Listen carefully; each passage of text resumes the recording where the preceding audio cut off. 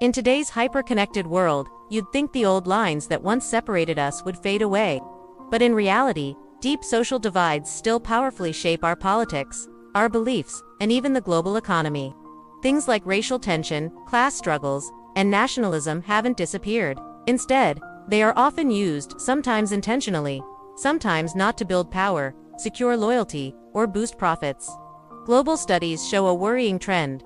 Divisions tied to race, religion, and class have actually increased in recent years. The pattern is clear: when fear and a sense of scarcity take over the conversation, it becomes much easier to split societies apart, and much harder to achieve genuine equality.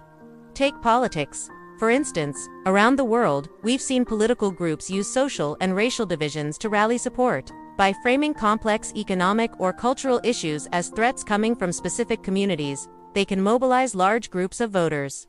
While these tactics might deliver short-term wins, they often distract from real policy debates and the long-term reforms our societies desperately need. Religion, too, can be a complex force. Throughout history, and even today, faith has sometimes been interpreted in ways that create us versus them mentalities. But there's a hopeful countermovement. Many modern faith leaders are actively working to reinterpret ancient teachings, focusing on compassion, equality, and unity as the true core of spirituality. This shows the incredible power of faith to bridge divides when it's guided by empathy. And what about the corporate world?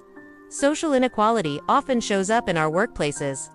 Studies reveal persistent gaps in PE opportunities and working conditions across different groups, even in the most advanced economies. The good news: a growing push for transparency and stronger labor rights is forcing companies to move toward fairer, more inclusive practices.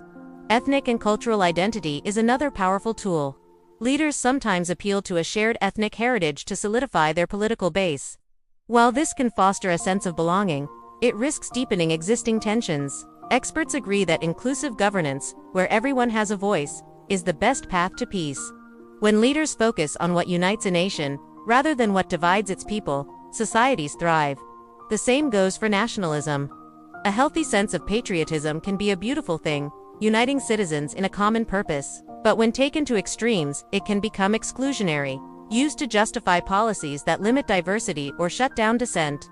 A balanced national identity should celebrate all its communities and uphold universal human rights, fostering pride without prejudice. At the heart of many of these issues is economic inequality. Policies that are supposed to spark growth can sometimes end up benefiting a tiny elite, while leaving many others behind.